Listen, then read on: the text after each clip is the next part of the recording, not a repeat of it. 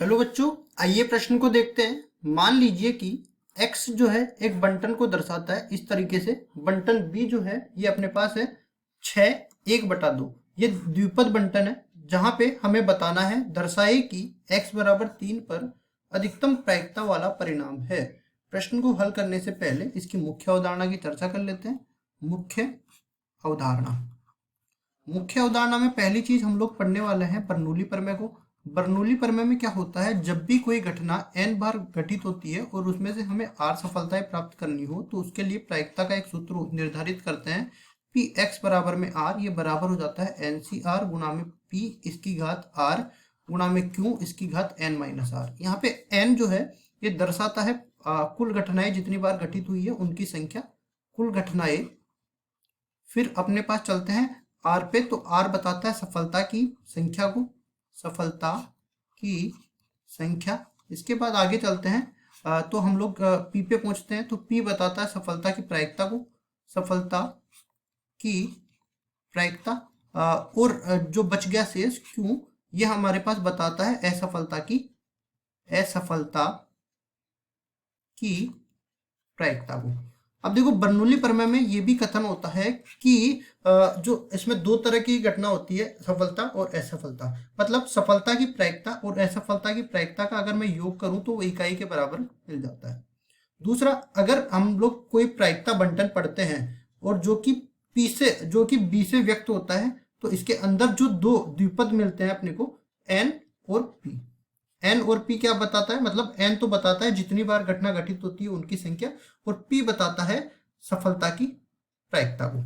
तो यहां से देखो चलते हैं हम लोग सवाल में हमें पहली चीज तो एन का मान कितना दे रखा है। यहाँ पे एन और पी से तुलना करते हैं तो एन का मान यहाँ पे देखो किसके बराबर दे रखा है, 6 1/2 के बराबर दे रखा है। एन का मान दे दिया 6 के बराबर, पी का मान दे दिया 1/2 के बराबर। अब मैंने कहा था सफलता की प्रायिकता और असफलता की प्रायिकता का योग 1 के बराबर होता है, तो यहाँ से हम लोग असफलता की प्रायिकता निकालेंगे तो 1 माइनस पी के बराबर आ जाएगा, जो कि 1 माइनस 1/2, मतलब ये भी 1/2 के बराबर आ जाएगा।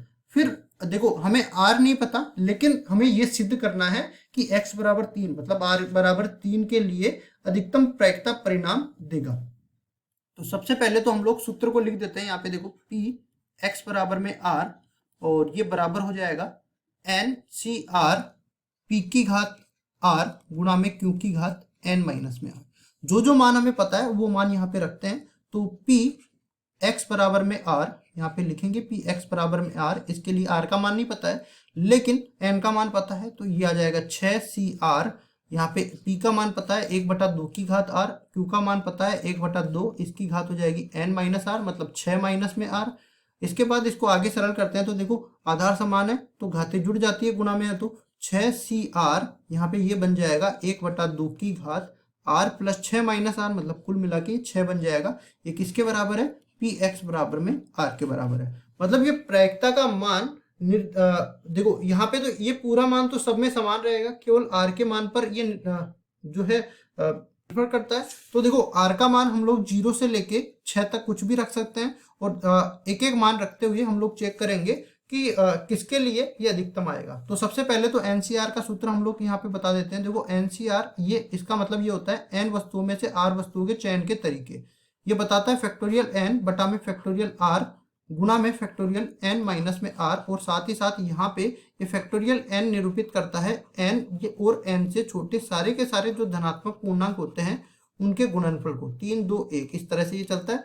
अब देखो यहाँ पे 6cr, मतलब r का मान जब 0 से लेके 6 के बीच में होगा उन सब का मान हमें निकालना है ये सूत्र लगा के। तो यहाँ पे सबसे पहले इनका मान रख देते हैं, 6c0 और 6c6 दोनों का मान बराबर होता है, जो कि 1 के बराबर होता है। फिर चलते हैं आगे तो 6c1 और 6c5 इसका मान बराबर होता है 6 के बराबर होता है। फिर हम लोग चलते हैं 6c2 पे, तो 6c2 बराबर में 6c4, ये इन दोनों का मान बराबर होता है और 15 के बराबर होता है। एक शेष रह गया 6c3 जो कि बराबर होता है 20 के। अब इन सब में आप देख सकते हो किसका मान बढ़ा रहा है, 1 6 15 20 में से 20 सबसे बड़ा है, इसलिए हम लोग कह सकते हैं कि r बराबर जब 3 लेंगे तो p x बराबर में 3 ये किसके बराबर मिल जाएगा, 20 गुणा में 1/2 इस पूरे की घात 6 के बराबर, जो कि सबसे अधिकतम है।